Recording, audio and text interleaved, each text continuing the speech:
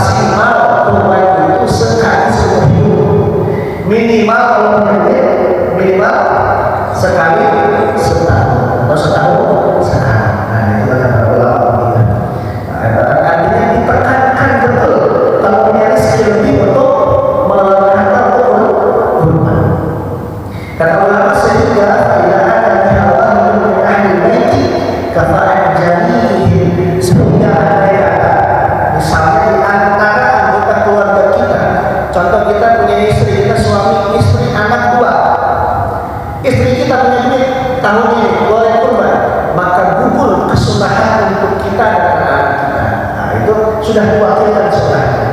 Jadi jangan sampai ya boleh-boleh aja, tapi kalau sudah diwakilkan kata para ulama cukup. Contoh, anak kita mau kurban, istri kita mau kurban. Ternyata kita yang udah duluan bayar ke masjid atau sudah nyetor hewan duluan ke masjid, maka sunnah kepada istri dan anak-anak kita dalam kurban sudah gugur. Bukan berarti nggak boleh, tapi kalau bisa gugur dan mereka tidak perlu mengeluarkan harta untuk kurban. Nah, maka dalam kurban itu niatnya ada dua perhatian. Kata ulama, wala tajibu udhiyati illa binazar. Udhiyah itu tidak wajib. Kurban itu tidak wajib kata ulama kecuali kurban yang nazar. Ini kita bahas. Jadi dalam bab kurban ada dua niat. Ada kurban niat sunnah karena menjaga sunnah Nabi. Yang kedua ada bab yang kurban itu wajib. Kata ulama, Al-Imam Ali bin Abdul Haddad itu ngomong dalam kitabnya, kalau kurban itu hati-hati dalam berucap, bisa jadi niatnya sunnah, pasti tulisannya jadi wajib. Contoh yang jadi wajib begini, ada beberapa ulama begini. Ini kalau beli duit tahun ini mau kurban tahun ini, niatnya sunnah atau sunnah, tapi ternyata dalam kalimat seakan-akan berjanji untuk mengeluarkan duit kurban tahun ini jadi wajib. Ada satu pendapat ulama gitu. Jadi ada pendapat ulama kalau mau niat kurban ngomongnya harus kalau punya duit tahun ini mau niat kurban sunnah. Nah itu selamat. Andai kata tahun ini nggak punya duit masih aman. Tapi kalau ternyata bahasanya begini, ya Allah kalau tahun ini saja kalau di PNS saya mau kurban. Nah itu jadi wajib kurban Pak. Nah jadi wajib. Bagaimana caranya keluarin duit 3 juta buat berdoa? Ya Allah, kalau ada bisnis deal aja, kasih kurban. Walaupun tadinya niatnya nggak pengen amat, jadi wajib jatuh kurban untuk hal tersebut. Itu namanya kurban nazar. Hukumnya jadi wajib keluar begitu. Nah, makanya ada beberapa ulama yang hati-hati. Siapa Imam Ali bin Abdul Haddad, imam ulama yang terkenal saya. Kalau niat kurban, niatin pakai bahasa sunnah. Kalau dia ada rezeki namanya pengen kurban sunnah. Nah, jadi selamat kurban sunnah. Tapi kalau ada bahasa itu ditakutkan jatuh menjadi kurban wajib. Bedanya apa kurban sunnah dengan kurban wajib? Nah, ini beda. Kalau kurban sunnah, kita kurban sunnah ya, punya duit, saya punya kurban sunnah. Kalau mau nyobain jalan sunnah kan kurban sunnah keluar 3 juta atau keluar 3.500 buat patungan sapi, gitu kan? Pas keluar dagingnya masih boleh dapat atau tidak? Kalau sunnah masih dapat 1/3, masih dapat kalau sunnah. Kalau wajib tidak boleh ngambil satu tusuk sate pun nggak boleh. Kata ulama nggak boleh. Satu sendok pun nggak boleh. Kalau wajib itu Pak. Jadi nanti kalau saya sudah ada panitia penerimaan hewan kurban, baik yang diterima duit atau hewannya yang diterima pasti ditanya niat kurbannya apa? Wajib atau sunnah? Nah kita jelaskan kalau bapak niatkan nazaran wajib, bapak mohon secara syariat secara fikih nggak boleh, nggak boleh. Jadi tidak boleh. Itu kalau kurban sunnah dapat ya? Berapa? 1/3. Maka kalau bicara bab kurban penerimanya ada 3. Kalau bicara fitrah kan ada 8 asbab, 8 penerima. Kalau kurban tidak ada sempit. Si pengkurban yang sunnah 1/3, kaum muslimin tetangga muslim 1/3, fuqara masakin 1/3. Dan 3 ya Pak. Orang yang mesti punya hak pada daging kurban. Nah, ini kita bicara lanjut terhadap hewan-hewan apa saja yang boleh dikurbankan. Kriteria hewan mana saja yang masuk kategori hewan sah kurban. Nah, dijelaskan di sini wa yu'azzimu fiha al-jadbu min adh-dhann wa huwa ma lahu sunnatun waqa'an lisaniyatin. Yang bisa mencukupi dalam kurban adalah yang pertama kalau kambing atau domba. Ini kata ulama cari yang usianya 1 tahun menginjak 2 tahun. Nah, ini boleh Pak. Jadi kalau domba atau kambing cari yang usia 1 tahun atau 1 tahun setengah atau 2 tahun. Boleh kurban. Kalau di bawah 1 tahun boleh belum cukup umur. Kata para ulama Yang kedua, wasani minal masjid wa huwa malahu sanatani wa qa'an fi salisatin. Yang kedua, kambing kacang. Saya nggak tahu kambing kacang bagaimana. Kambing kacang, kata ulama itu boleh dikurbankan. Usianya kapan? Usia 2 tahun menginjak 3 tahun. Jadi kalau cari kambing kacang, cari yang usia 2 tahun atau 2 tahun setengah atau 3 tahun. Nggak boleh di bawah 2 tahun saudara. Tidak boleh. Yang selanjutnya onta. Onta di sini walaupun jarang tapi memang kita tahu umur onta itu berapa yang banyak dikurbankan. Wasani minal al-ibni ma lahu khamsu sinina wa qa'ana fi sadisatin. Onta itu cari yang usia 5 tahun memasuki 6 tahun. Kalau di bawah boleh. Sapi, ini sapi di Padang asal orang yang dibeli di sekolah masjid. Sapi banyak itu umurnya, gitu kan?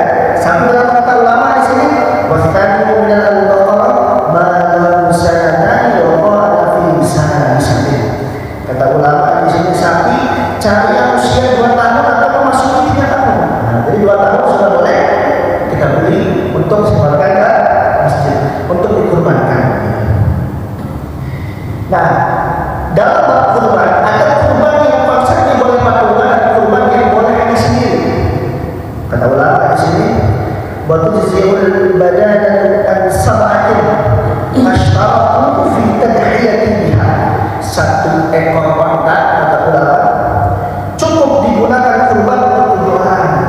Boleh patungan. Atau sekiranya sapi boleh untuk 7 orang. Tapi kalau kambing hanya untuk satu orang. Nah, maka sudah ada pertanyaan begini Pak. Nah, ini kan ada aja yang namanya masalah dalam kurban pasti ada. Dalam fikih sehari-hari pasti ada masalah.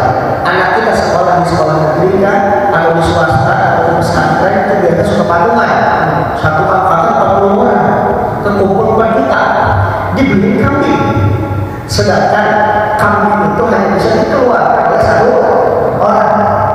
Gimana pahalanya ini? Kata ulama di sini yang tahu dalam kitab Al-Mu'min Musyarah Muhammad, beliau menjelaskan tidak dihitung pahala kurban, tapi karena sedang belajar berkurban dihitung pahala sedekah. Jadi patungan itu anak-anak kita tuh ya, cucu-cucu kita bikin sekolah patungan tuh, entah pakai uang kas atau arisan dan kita pakai sendiri-sendiri dikeluarin itu. Kami orangnya banyak yang beli, kambingnya 1, maka dihitung pahala sedekah. Anggap aja sedang diaduk, kalau orang satu diaduk ini belajar. Belajar apa?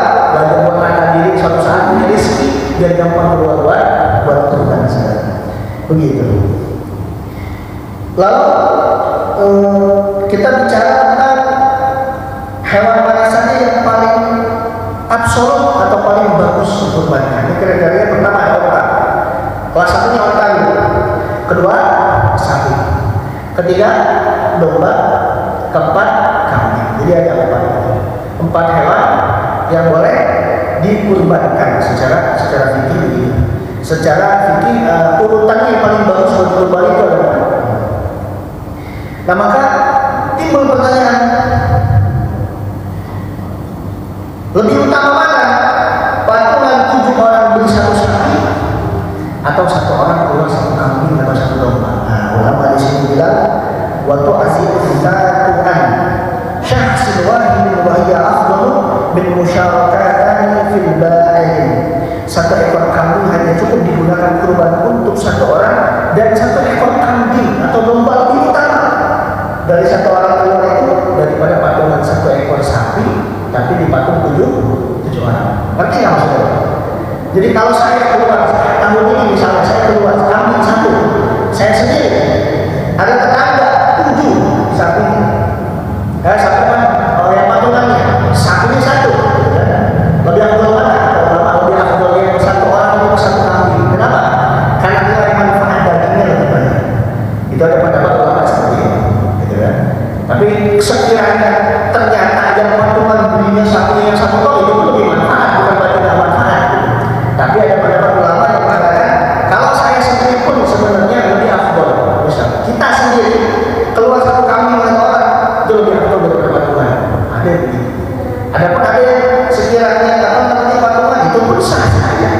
ini hanya bicara soal nilai kemanfaatan dagingnya.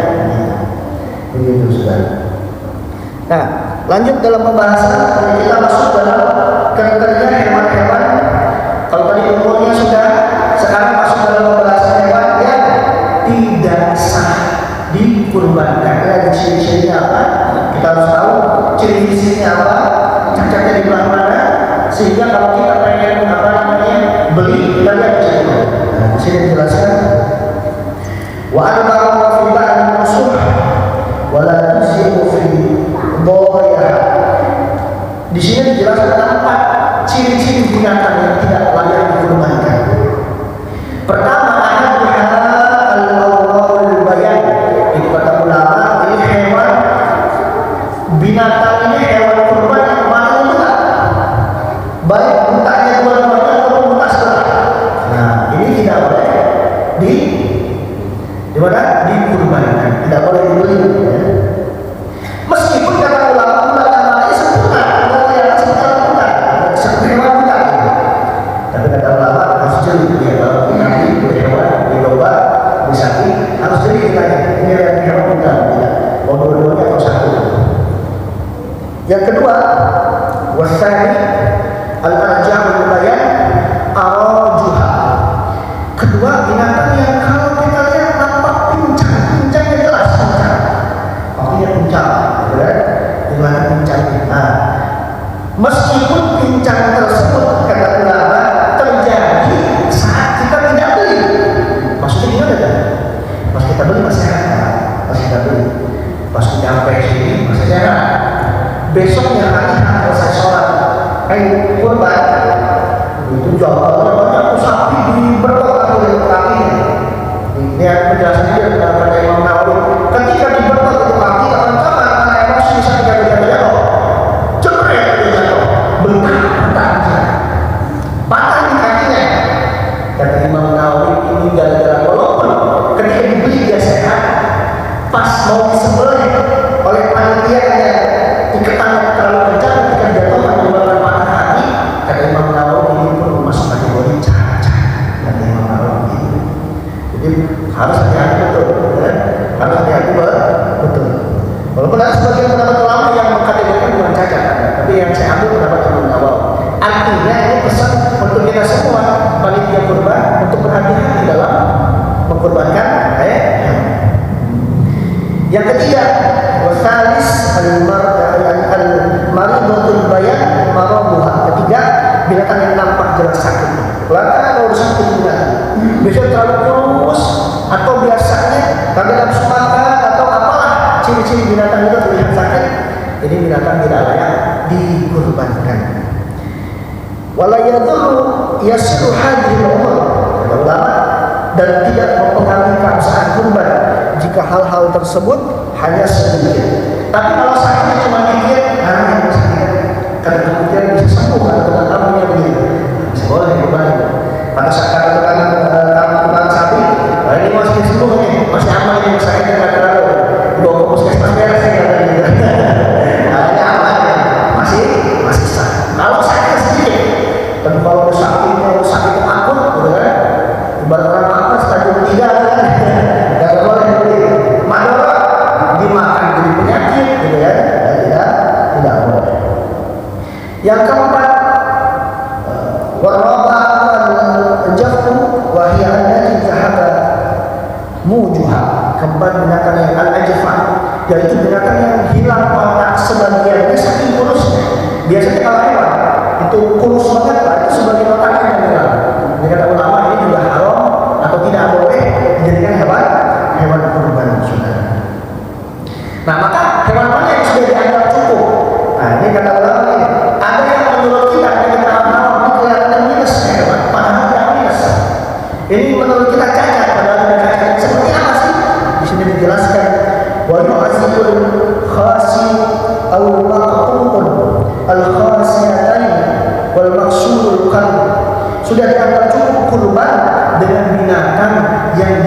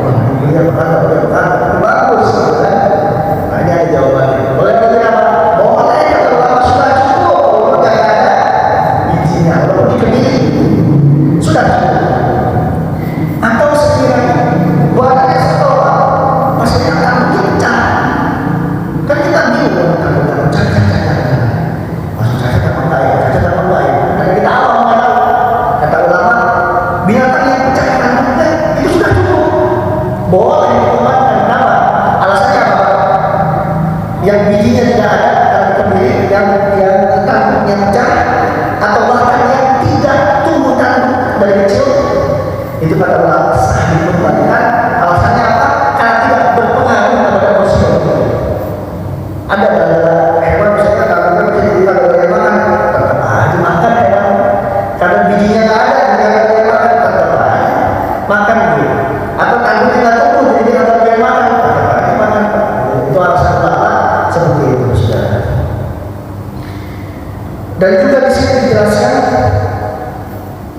tidak cukup, tidak sah kurban. Wala tujzi'ul al-maqtu'atun kullu udhuni. Tidak cukup berkurban dengan hewan. Yang cakapnya ini Pak, kata ulama. Tidak cukup kurban, tidak sah kurban kata ulama. Kalau kita lihat hewan ada kambing kah, domba kah, sapi kah yang buntutnya terpotong setengah atau terpotong seluruhnya, tidak sah. Nah, kalau ini dari ceritanya, ini dicatat uangnya. Kalau ini tidak sah, gitu kan?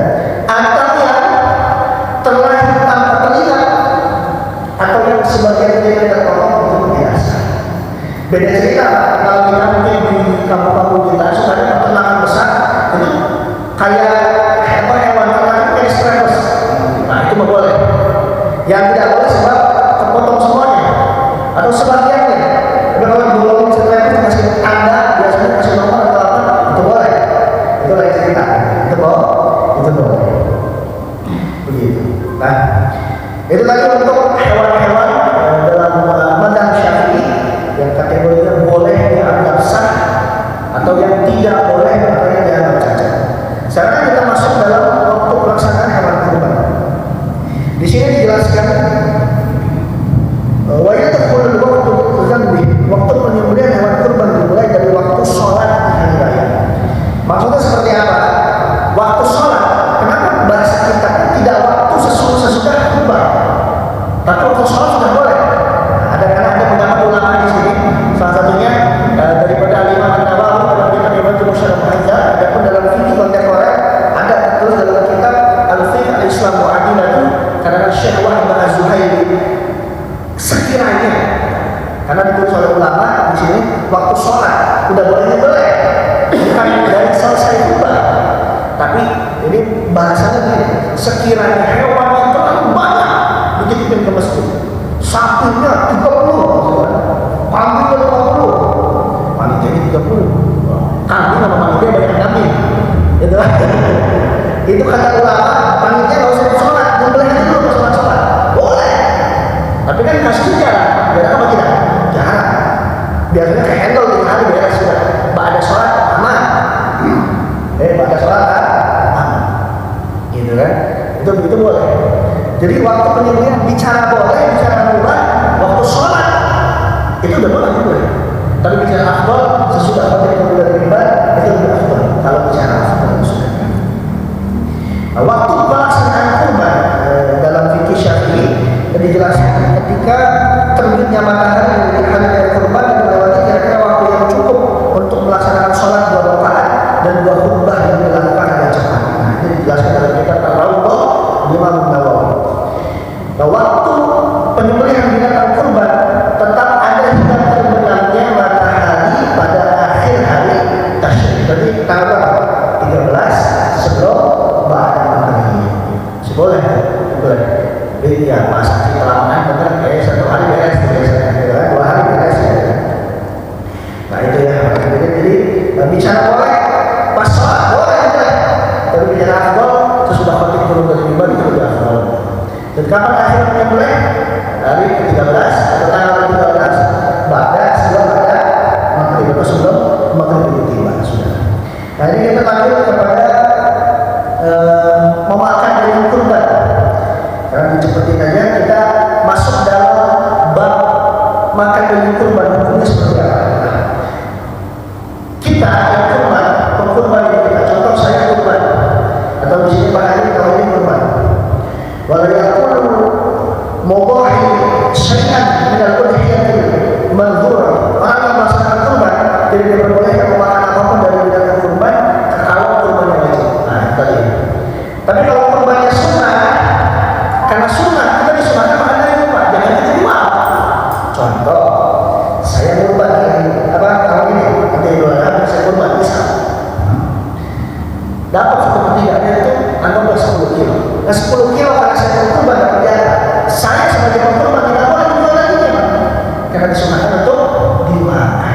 Lain cerita bahwa bapak tidak kurban daging, cuma tetangga masjid dapat daging, atau bapak-bapak posisinya sebagai fakir miskin, udah daging, hari ini saya butuh duit, jual tuh dagingnya jadi duit boleh. Tapi buat si pengkurban yang sunnah tidak boleh, tidak boleh. Tapi bagi bapak-bapak yang tidak kurban tapi dapat jatah sebagai panitia, sebagai tetangga masjid kaum muslimin atau sebagai fakir miskin itu boleh dijual. Nah itu boleh. Bahkan kata ulama di sini bertajibu alaihi tasaddukul bil jim'i lahmiha, bahkan baginya wajib kalau yang nazar itu sedekahin semua dagingnya. Kan biasa ada kasus begini, Pak. Karena dia nggak mau ketahuan kurban wajib, dia nggak kurban di masjid, dia nyembelih sendiri di halaman rumah. Tuh korok sendiri, kulitin sendiri, dasar apa itu banyak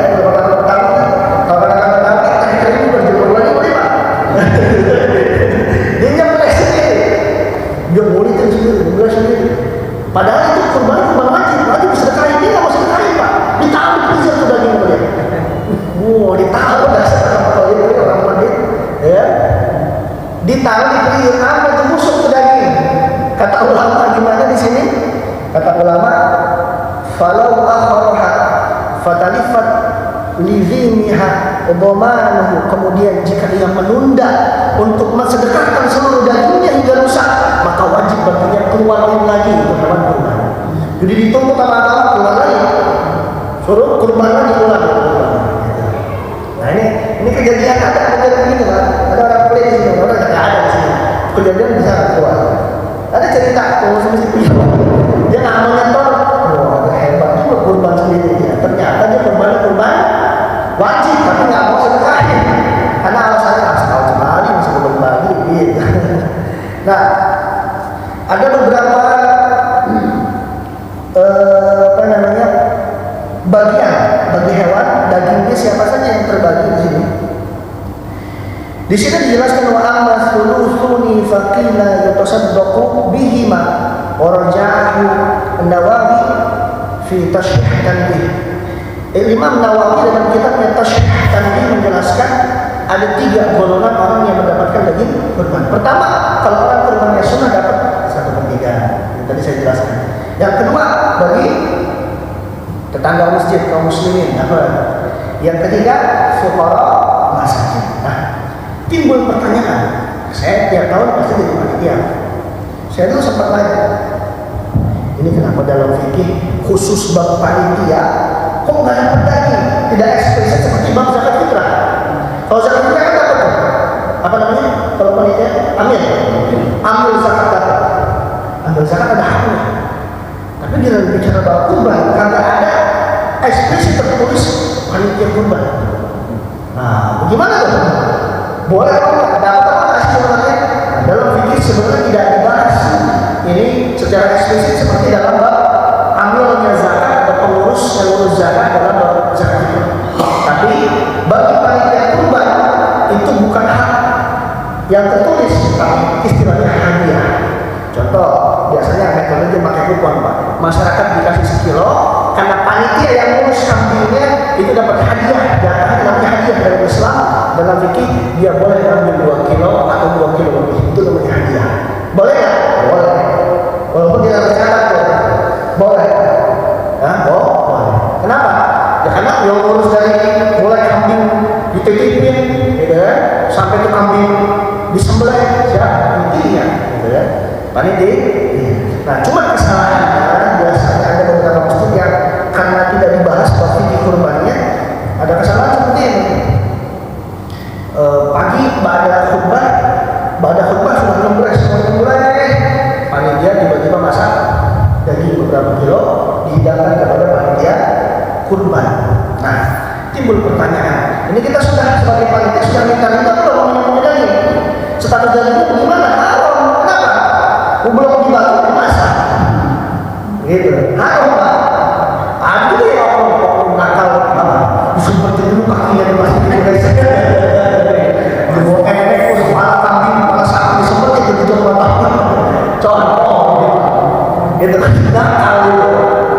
Belum dibagi dari pisah, gitu kan? Kita malu, gitu kan? Timbang bagi plastik doang, dia udah misalnya wesek satu paku, gitu kan? Di dalam berbeda lah berapa kilo. Belum dibagi, udah dipisahin. Nggak boleh. Gitu. Nah, bagaimana? Dalam fikih mengatur konsep yang halal tadi. Nah, maka biasanya kalau ada panitia menerima hewan kurban, datang ke kambing satu, si orang yang menyerahkan kambing kepada kita ngomong, Pak, kami minta ridhonya nanti panitia dari satu kambing bapak kita minta 2 kilo daging buat konsumsi. Beres Pak, halal.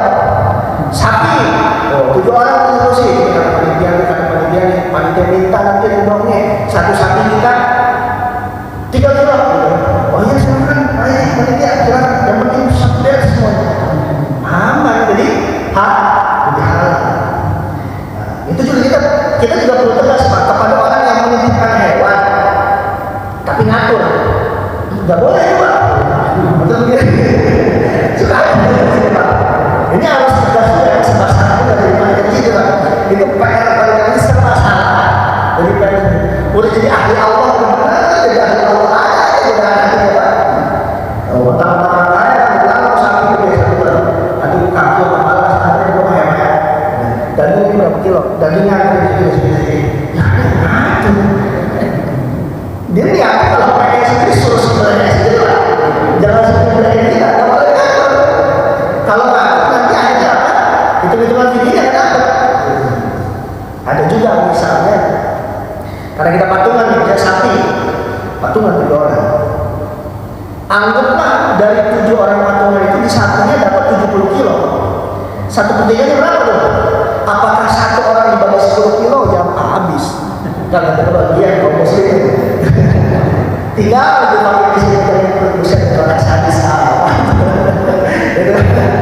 Dan jempol Pak, kasihan Pak dia. Ditinggal 10 kilo. Ini daging berapa nih sapi? Kita patungan 7 orang. 70 kilo. Oh, dia dibagiin dan bagi rata 1/3. Bukan begitu maksudnya. Maksudnya begini. 1/3-nya berapa? Contoh dari sapi itu 1/3-nya 10 kilo, maka yang 7 orang itu 10 kilo dibagi 20 orang. Jangan 1 orang 10 kilo. Pindahin aja rumahnya gitu. Nah, kalau rumah habis dari bagian apa? Bagian hikmahnya doang gitu lah. Gitu kan? Nah, ini juga sama. Ini juga mesti diketahui Pak. Jangan sampai kan biasanya ada orang awam, kagak ngerti ngatur. Ini juga bahaya. Ini juga bahaya sebenarnya. Nah, maka ini saya kira penting untuk disampaikan karena biasanya pasti terjadi, pasti tidak mungkin tidak, pasti terjadi, kan? Pasti terjadi. Ada juga beberapa pertanyaan dalam bab menjual daging kurban di sini. Di sini dijelaskan wala yabu aw yahrum ala al-mudhahi bay'u syai'in min al-udhiyah. Tidak boleh menjual, maksudnya bagi orang yang melaksanakan kurban diharamkan untuk menjual bagian dari kemenangan kurbannya baik dari daging, bulu atau kulitnya. Begitu juga Pak, contoh biasanya begini. Kemarin ngisi kajian di Baitul Hikmah di Purwadi. Ada masjid yang bingung. Ini bayar cadang gimana? Sedangkan ada uang kas masjid nggak boleh bayar cadang.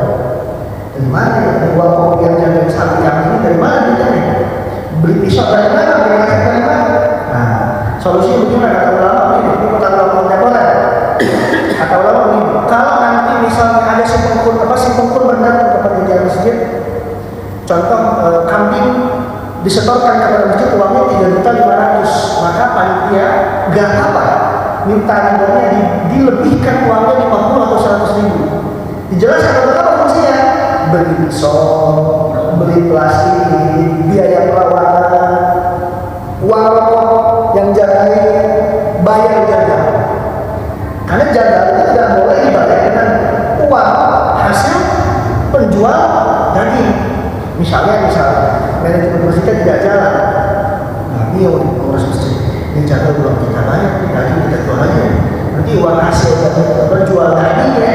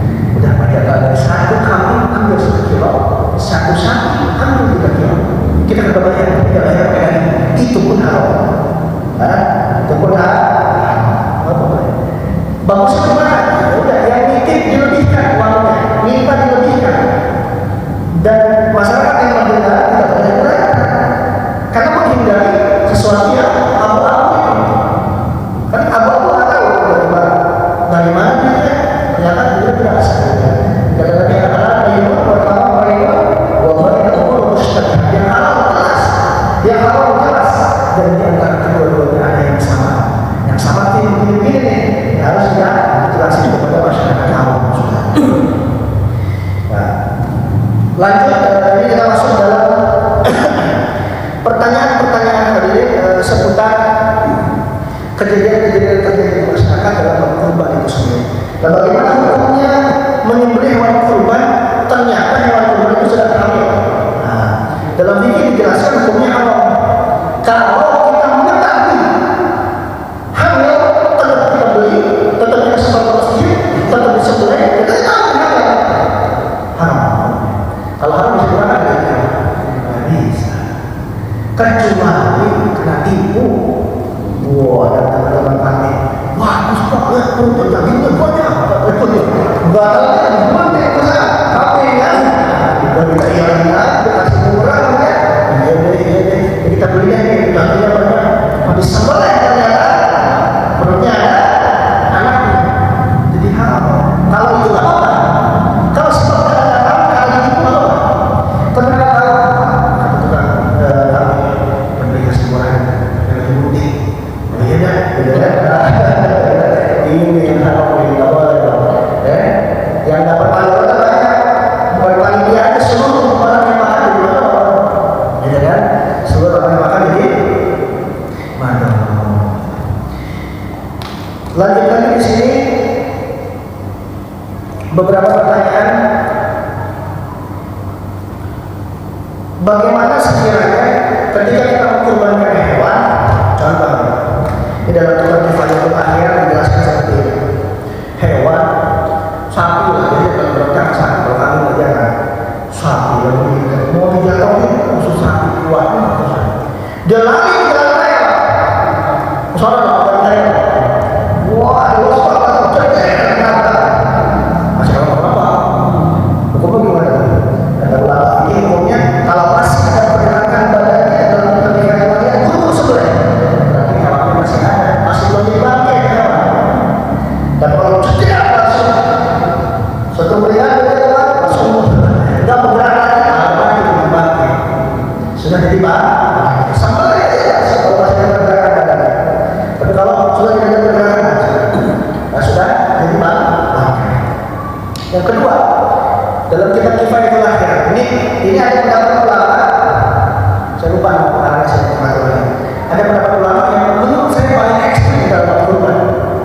Biasanya kalau hewan kurban yang dikipin banyak, kita beli satu lubang buat darah yang gede. Ada yang masih pakai gede, berapa meter lubang. Tuh hewan kurban takut sapi, masuk lubang, diangkat ke dalam tenaga di satu lubang. Ya, bingung mulai ada ulama di sini, kata ulama itu dalam kitab Kifayatul Akhir, boleh bikin batu malah boleh disembelih dari kakinya dengan sadar, boleh ditusukkan sampai ke sadar. Intinya tikam dari mana saja yang menyebabkan hewan mati karena sebab darurat. Intinya darurat itu karena dia akan dari sana di dunia masih hidup, tidak mungkin dikumpulin hidup, gitu kan? Tidak ada yang mati dari awalnya. Ya udah, ini ada nih orang ke bawah atau orang turun ke bawah, gitu kan? Atau segera nggak berani, gitu kan? Ibu kan udah mati kemana ya sampai mati baru diangkat. Itu aja kalau darurat. Itu kalau dia darurat, kalau kata ya kan? Kalau bisa diangkat, diangkat. Begitu saudara. Nah, dijelaskan di sini bolehnya apabila belum akikah tapi lanjut untuk kurban. Kata ulama di sini ada masalah, boleh, kenapa? Tapi tidak bisa digabung.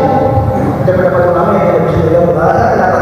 Karena ibadah kurban dengan akikah adalah ibadah yang berdiri sendiri. Jadi syaratnya itu beda-beda. Kalau dicampur nggak masuk. Maka, tapi kalau sekiranya belum sempat akikah dan kemudian mengutamakan kurban itu boleh. Tidak ada alasan yang membenarkan di situ. Tidak ada alasan. Tapi digabung ini tidak boleh. Digabung antara akikah dengan kurban itu tidak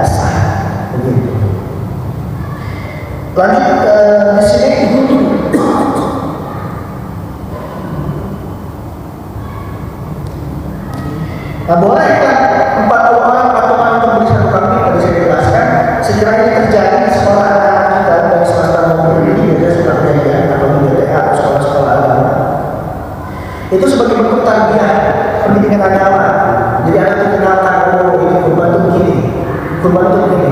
Tapi kalau misalnya pahalanya ada tidak ada pahala kurban dihitung pahala sedekah. Intinya metode ini digunakan oleh ahli guru untuk membiasakan anak kita mengetahui bahwa dirinya sehingga anak kita tidak asing untuk belajar berkurban atau hartanya setiap tahun. Nah juga dalam bab jagal, nah ini sudah ada masyarakat awam, ini juga dijelaskan dalam Kifayatul Akhir. Jagal itu kan kalau sudah pisau nempel di leher tidak boleh dicabut. Haram kan? Kalau dicabut lagi ini dicabut haram. Jadi nggak bisa dipakai lagi. Tapi bukan haram mutlak. Nah dalam kitab Kifayatul Akhir haramnya tidak haram mutlak. Dalam kitab Majmu' Syarah Muhadzab bukan mutlak juga haram. Ada beberapa kondisi yang menyebabkan haramnya tidak jadi mutlak. Contoh, jagal pisaunya bolong udah tajam banget kan, sekat atau sekat kan, udah nempel sapi kah, domba kah, kambing kah, sudah digorok ternyata berat, mental ke bawah. Ini haramnya tidak mutlak, masih boleh buru-buru diambil dari pisau bolongnya sembelih lagi, tidak haram lagi. Yang kedua, jangan ada kombinasi sama yang lain, itu main ambil pisau aja kalian cek lagi perkara. Demen gorok aja, udah 3 menit terlalu beres ya, kan? 2 menit itu hebat juga dia mencari tembus. Ternyata pisaunya tumpul, goloknya tumpul, lempar, ambil paling tengah, langsung ambil lagi pisaunya lagi, boleh diambil. Itu tidak halal. Yang halal sudah tajam, hewan tidak berontak, pisau tidak tumpul, digorok, dilepas. Ini juga kesalahan dalam bab udhiyah. Ini juga penting disampaikan agar. Dan kalau bicara bab jagal ada syarat-syaratnya. Siapa saja yang boleh menyembelih. Nah, di sini dijelaskan dalam kitab Sunnah karena Syekh Sabiq. Pertama, sudah pasti harus Islam. Yang kedua, harus laki-laki, perempuan, anak kecil yang belum balik pun kalau belum dewasa belum diperbolehkan. Yang ketiga berakal. Orang gila nggak boleh disembelih, Pak. Nanti kita lihat sebenarnya dia pulang. Ya, tidak boleh. Yang ketiga, dia tidak bawa sholatnya. Artinya fikih itu ketat orang jangan sampai menyanyikan sholat. Ada pun yang tidak boleh menyembelih. Ada beberapa juga kriterianya. Pertama, ahlul kitab atau tokoh agama dari muslim nggak boleh. Jangan anak-anak yang nyumbang 10 sampai disumbang atau sampai disembelih. Nggak boleh. Tidak asal hewan disembelih. Yang kedua, penyembah binatang tidak boleh. Yang ketiga, perempuan tidak boleh. Yang keempat, anak kecil tidak boleh. Yang kelima, majnun, orang gila tidak boleh. Orang lagi mabuk jangan juga disembelih. Maaf, tidak boleh. Dan yang ketiga selanjutnya adalah orang yang lalai sholatnya, itu pun masuk kategori tidak layak dijadikan penyembelih hewan kurban. Nah itu ada syaratnya. Jadi kurban, bicara bab kurban ketat sekali dalam mazhab mazhab Syafi'i, sehingga ada beberapa kriteria yang mesti dipenuhi. Selanjutnya berhadirin terakhir, boleh berkurban bersama orang yang sudah meninggal. Nah, di sini dijelaskan dalam kitab Majmu' Fatawa. Dalam mazhab Syafi'i sendiri tidak boleh berkurban atas nama mayit atau atas nama orang yang sudah meninggal kecuali di situ ada wasiat. Nah, ada wasiat. Karena syariat kurban itu diperuntukkan untuk orang yang masih hidup. Begitu. Tapi belum beres, masalah ada pendapat yang lain yang boleh. Dalam mazhab Syafi'i sepakat dijelaskan dalam kitab Al-Fiqh Al-Islam wa Adilatul Syabab Az-Zuhairi dalam bukunya yang jilid keempat. Di situ dijelaskan kalau orang tua kita atau orang yang berwasiat kepada kita minta dikurbankan boleh sampai pahala. Namun sekiranya tidak ada wasiat tapi ada inisiatif bagi ahli mayit tersebut, anaknya atau cucunya kan punya inisiatif. Nah, ini kagak ada wasiat tapi punya inisiatif, artinya udahlah kita buat orang tua kita aja boleh meninggal kan, gitu. Punya inisiatif, maka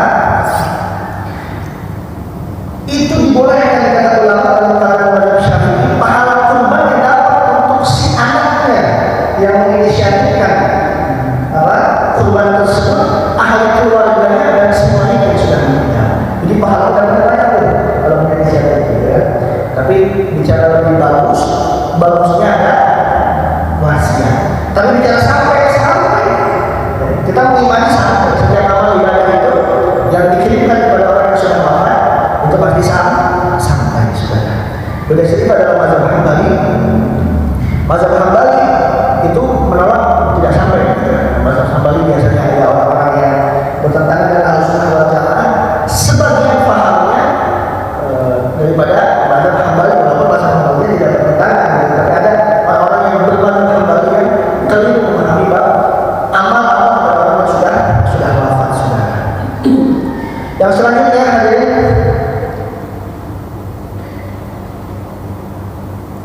dijelaskan di sini tempat penyembelihan. Nah, di sini dijelaskan tempat penyembelihan yang paling afdal disunahkan adalah di tanah, di lapangan tempat sholat diselenggarakan. Di luar, misalnya kalau di dalam nggak boleh, di halaman masjid yang ada tanah lapang di situ, itu disunahkan di situ. Dan dalam kitab Shalih Fiqh Sunnah juz kedua dijelaskan, saya tadi mengatakan dahulu Rasulullah itu ketika menyembelih kambing dan unta itu di lapangan tempat sholat. Nah, jadi lebih afdal di tempat-tempat sholat yang terbuka sehingga itu kambing atau itu hewan lebih gampang untuk dikurbankan. Barangkali itu saja yang bisa disampaikan. Barangkali ada jamaah yang ingin menanyakan atau mendiskusikan. Tafadhol, barangkali ada yang bertanya. Kalau saya bisa tanya, kalau saya bisa jawab saya jawab. Kalau tidak kita simpan dulu pertanyaan. Tafadhol, barangkali ada yang ditanyakan. Ya, bapak-bapak, pertanyaan Pak Muji, ya Pak, ya.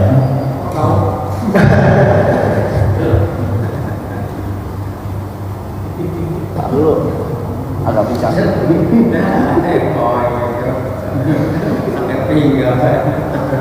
Assalamualaikum warahmatullahi wabarakatuh. Waalaikumsalam.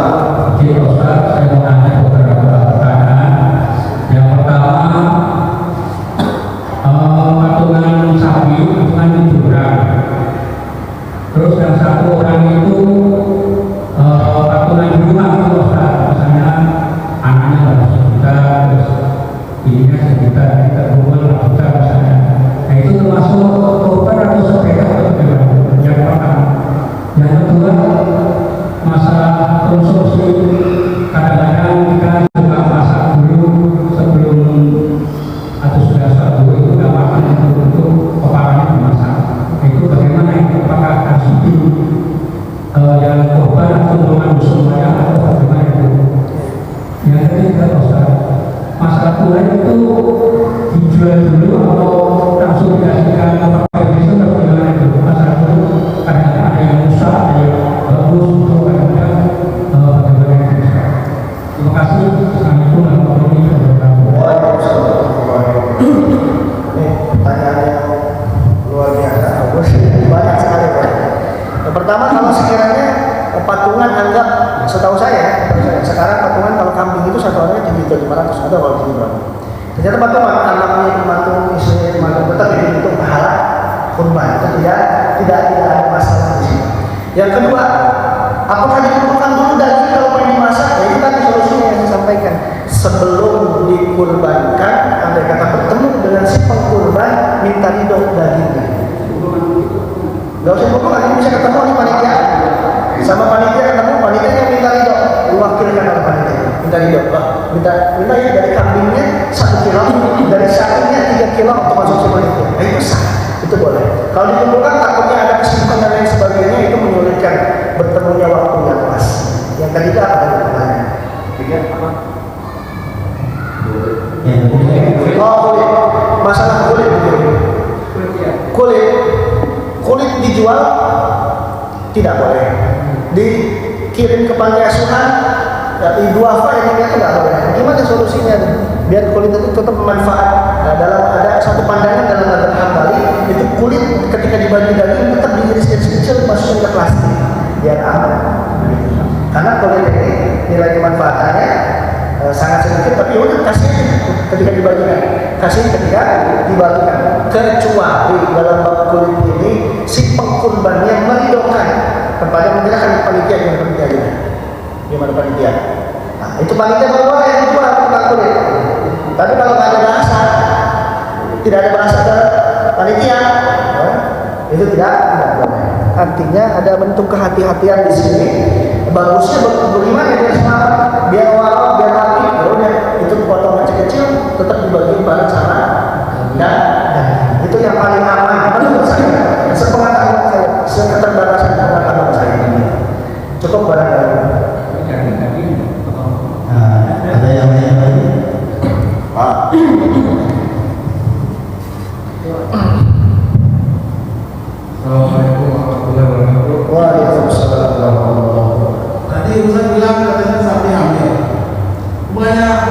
itu sapi itu hewan yang Ya. ada sapi yang ini. Ya. Bicara afdal jangan boleh ya, jangan lebih prioritas, tapi bukan berarti betina nggak boleh dikurbanin. Gitu. Nah, jadi kalau kata ulama, kenapa jangan lebih diprioritaskan untuk dikurbankan, tidak betina? Kalau betina yang dikurbankan, boleh betina boleh, dikurbanin boleh. Tapi kalau betina yang lebih diafdolkan, dikarenakan populasi sapinya berkurang, kata ulama gitu. Jadi intinya boleh, kalau betina boleh, tapi lebih afdol jangan. Karena jangan itu lebih banyak daripada betina. Gitu.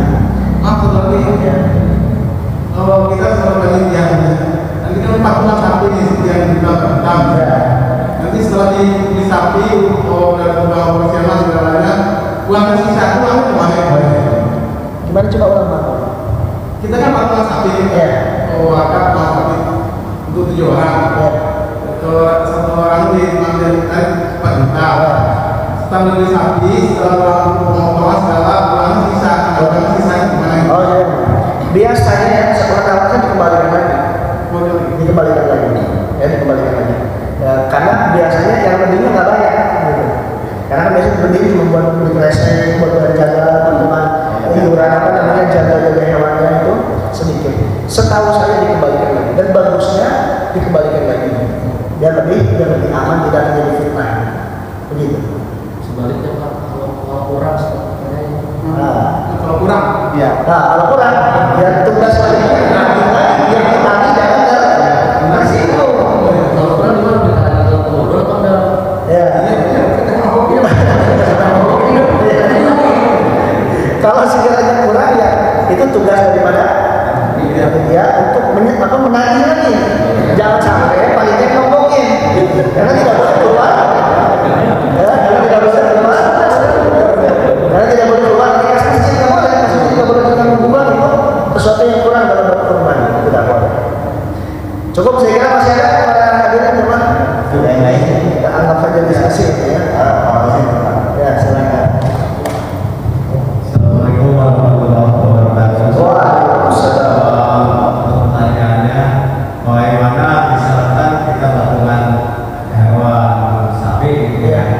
Nah, pada saat dalam ditentukan untuk pembayaran misalnya, Ya. kita masih kurang.